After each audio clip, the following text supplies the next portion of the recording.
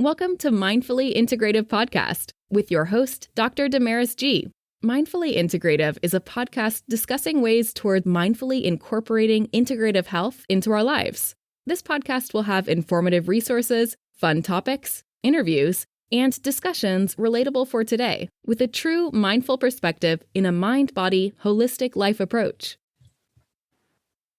Hi, how are you? This is Dr. Damaris Maria Grossman, and this is the Mindfully Integrative Show. And today we have a wonderful mindful chat with Alexandra. She is a Bulgarian immigrant, nurse, and she has also an author of a book that she has written. And I'd love for you to learn more about her. She has a lot of insight, not only into the integrative health space, but in aspects for herself and also even in self-improvement, financial health, and how she's kind of changed her life and her story. So thanks so much for being on the show. Thank you so much for having me. It's a pleasure to be here. Yeah, I'm glad. So tell us a little fun fact that people may not know about you. It's more of a confession. Most of my friends really don't know that my favorite activity is deep sleep. If I could get paid to sleep by the hour, I would be the strongest work ethic performer that you could imagine. Unfortunately, that can't happen. And at the same time, I try to be my best to be very unasleep with any other aspect of my life, such as my health, spirituality, career, finances, and relationships. But yeah, I love to sleep. And I don't do this very much because otherwise I wouldn't have accomplished what I have accomplished so far. Right. It's a trade-off. Yeah. Sleep is so important, and not just sleep, but like quality sleep. You know, it's like you said, deep sleep. That's a pretty important aspect that I think rarely have dreams. For granted. People say, "Oh, I sleep," but then I'm like, "Oh, do you really sleep? Are you pretty sound? Is it quality, or is it just like whatever?" So I'm glad that you're really kind of discussing that a little bit.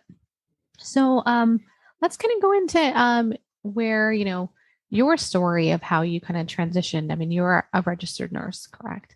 And yes. How did things change for you? And what exactly happened for you? Oh, many things happened. I wasn't always a registered nurse. I was a professional classical violinist for 26 years before I became a nurse. I've been a nurse. Yeah, since 2011, I've been a nurse, but I came to the United States from Bulgaria in 2000 on a student visa. And I earned my master's and doctoral degrees in violin at Louisiana State University. Beautiful. And then I went to Syracuse, New York, where I won a part-time position with the Syracuse Symphony Orchestra, which unfortunately bankrupted in 2011. But I saw things were going downward with the industry in general, the orchestra industry, when orchestra started bankrupting and downsizing 2006, between 2006 and 2009. So in 2008, I decided to go to nursing school after 11 years of college as a musician, and with no science base whatsoever. I took the leap of faith and I figured it's time to do something different because I couldn't stay asleep to the fact that the market was becoming less and less favorable to musicians. The competition was growing, of course, because the more orchestras bankrupted, the more hungry musicians out there you have, and many of them exceptionally good musicians. So at some point I realized I couldn't compete or even try to compete, because when you audition for orchestras, you compete against 40 to 500 people, depending on how famous the orchestra is, right? And how popular. So it was time to wake up. I had been asleep on the wheel for probably the last 10 years until 2008, when I had to wake up and say it's unrealistic, even though I have no other skills. I have nothing but music, and I'm 32 years old. That was the case in 2008. I had to learn a new profession and take the risk of failure, although there was no option at that point to fail, because I was so desperate to learn something new and understand how to enter a real job market and not be a freelancer anymore. That there was no option to fail, but the risk was still there. So I had to overcome that fear and insecurity, plus a 20-year-long history of really low self-esteem and low self-confidence, professionally and personally in many ways. So all this had to get scratched off the board and start new. And I embraced nursing school. So now 11 years later, I'm a home care nurse. I love my job. I love my patients. And that's about it professionally. Oh, that's great. I mean, that's in a nutshell. I mean, you're a violinist. That's a doctorally prepared violinist, professional, you've done that. And that's so beautiful. I have you used your music in your nursing practice? Like, have you ever brought your violin for like music therapy? No, I have not actually, because the problem was I wanted to get into a full-time position as soon as I graduated nursing school, because I wanted to get used to the stress, understand time management, and there was simply no more time to practice the violin the way I used to, because I used to practice between 7 and 9 hours a day, right? Oh my. You either practice or you don't practice. And with music therapy, a couple of leaders in management had an idea, oh, well, maybe you can play for patients. So that went nowhere because they were always so busy. We could barely manage the patients we had in a shift. So, of course, there was no time for pleasurable activities such as a nurse playing the violin for the patients when she has to take care of patients. Right. So that went nowhere. And no, I actually transitioned after when I started working as a nurse. I already had been a musician for 29 years. So I figured let's explore other areas of life. I have been practicing the violin for so long that it's really okay if I now let go of that and dive into something completely different. Into something, right. Okay. Into something different and change. No, that's really, no, that's a lot to change, and to make a very different. You went from the one side of the brain, so they say, to like, that's a science brain. I mean, even though we use all of our brain, but that must have been a hard transition. It was interesting. Yeah. Interesting. You say it so lightly. It was interesting. So let's chat. I mean, you're also an author. So let's talk about the book that you've written and how has that helped and changed your life and what it's about. And then we'll discuss further. The book is called It Really Is Simple, A Holistic Approach to Self-Confidence, a Practical Guide. And it was recently published by Classic Day Publishing. The book is my way to achieve perpetual health, wealth in relation to my career, spirituality, and relationships. So everything integrated to make me a whole person, the way I want to be, and have full control over my life and not depend on anybody else to make decisions for me. If that makes sense. No, it 100% makes sense. I wouldn't have started this podcast if I didn't wholeheartedly believe what you're saying. Because there's many aspects to your health journey and to the wellness encompassing of whole health. So I think that we take for granted maybe one part we think physical, and then we forget the mental or these other 15 other parts that are really included in there, and we just we neglect it, or we just are unaware. Yes, we overfocus on something and neglect the rest. That's exactly right. Yeah.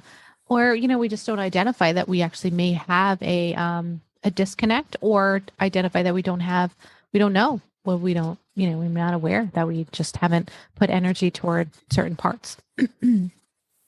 So, would you like to discuss like a story or part of, not just why you wrote the book, but kind of what made, you kind of. I wrote the book because it started bothering me seeing people who could be very successful and happy not being that way.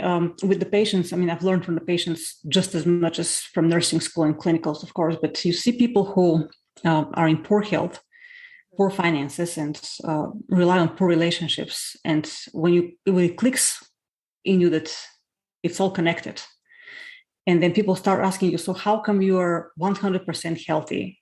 How are you able to do fitness 2.5 to 3 hours a day? How are you able to partake to a vegan diet without a compromise and detox every day? And then financially speaking, how do you manage your job and 3 real estate businesses and your options trading? Because I am a very avid investor and I'm a firm believer in multiple streams of income. So you don't have to rely on an employer until you're 65 or on a 401k and see it crash in the stock market like we saw in 2008 and very recently. I figured, why don't I write what I did?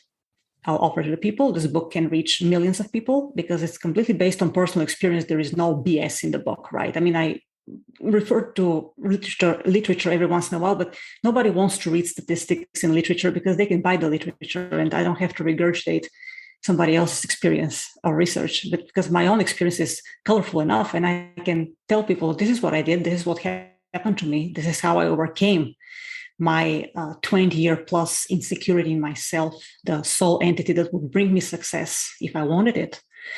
How I brought every single of the 5 important aspects of life under full control, and I keep it under control because I'm very vigilant about it at all times. See if you like it. You can create your own system, or you can just get inspired by what I did and Absolutely. improve your life. I love it. I think it's important to kind of like see that, I talk about like 15 points at this point, but any amount of understanding that it's just not one aspect. I think that it's just so necessary for people to like, and also know that it takes time, it's Yes. not like an overnight or one pill. It's like a progress. It's time and to manage. I mean, this probably didn't happen for you right away, not just writing the book, No. but fixing your health journey. It probably took a number of years, right? My health, I've been always mindful of my health, but I just didn't know I wasn't diligent enough with it until I embarked on the very healthy, whole foods, organic, vegan diet. I had stopped eating the meat and chicken in 2000, but my energy levels were still like, I get tired in the middle of the day and all that. I was a martial artist for 12 years, a great experience and a dream come true that I couldn't realize when I was a child. But when you change your nutrition and really take control and ownership of your self-discipline and stick to the plan without a compromise, that changes everything for you. And it's not just with your diet and your exercise, it's with the same when you treat your finances in a very self-disciplined and controlled way by your own plan that you have set in relation to your long-term goals and dreams. And you don't deviate from the plan unless to adjust it to temporary unfavorable circumstances and then keep going. That's what elevates your life to a whole new level. The ability that you know that you're able to do it and you actually did it and you keep doing it. It's like the consistency, the discipline, the time, the effort that, you're taking. And as we discussed prior, your multiple streams of income, so your financial health, your physical health, your mental health, you've overcome these aspects and now are able to kind of see the other end. And now you feel pretty free, probably. Yes, very much so. And much happier, although I'm very fully aware of all the problems around me. I just feel that I can show my resilience in any situation and handle it no matter what. Which is a very important feeling of, stability in an abstract way, but it is a true way because like great entrepreneurs say, if I lose it all today, I'll build it back tomorrow because I know how. I've done it once, I've done it twice. I can do it again. Right. No, that's so important because I feel like now you're strong enough to be able to do whatever you need to do to make your life better, whatever. That's right. And I'm hoping to teach others. I mean, the book also partially came because people were asking me, like I said, some were really interested, some would listen, others would not listen. But ultimately you say, okay, it's time to give back to the world. Sit for 2 years, write a good book full of facts and things that they can relate to, because many people will relate better to you if you didn't come from a rich family but made yourself rich. It's easier for people to relate than somebody who is already born into wealth and then tells them how to live their lives. It's not as the connection isn't the same, right? So that's my passion, to educate people on how to better their health and finances. And if they listen, great. If not, I will definitely tell you someone needs to listen. Someone needs to hear. As an individual that also believes in financial health as part of my, the Integrative Whole Health group, it's important. If you don't have good finances and you don't have the independence to, purchase things or do things, you get stressed. Your body and your physical and your mental and everything is affected. So exactly. How you spend, what you don't spend, what you overspend, and what you're doing are factors. So and you're forced to work more hours than is healthy for you. So what? Say that again. You're forced to work more hours than it's really healthy for you, and to ignore your health and relationships. I am not the expert in financial health, but I would say I have learned so much. I revert back to saying my husband's the expert in financial health. I became a knowledgeable person because it was a necessity for me to understand. Exactly. And it became, now I'm like, I don't know any other way now. So, but I think there's a ton of individuals that need to understand their self-esteem and their self-worth Exactly. and with their financial health. So if you just have one small tip for someone today, if you'd like to share. Learn as much as you can, as early as you can, and don't be complacent. Do not allow yourself to get influenced by people who are just as ignorant as you are. Right? That's very important. And you say you're not an expert in financial health, but to some people you may look as an expert because you have built your life that works for you, and you're independent in so many ways that other people are not independent. So to many, you are the expert. And how do you define an expert anyway? Because there are lots of experts that give us horrible advice. Right. No, but they're if it totally works and if you're successful and you're prospering, you are an expert of your own life. And that's all that ultimately matters. A really good point. You are an expert of your life. That right there is profound. That's the only thing you really need to be an expert in, your own life. And then you don't depend on anybody else. You don't care about other people's opinions. And you can give them a chance to do the same by inspiring them if they're willing to gain from your experience and your knowledge. Wow. And I know that they're, like you said, you're going to be making courses or going to be teaching people.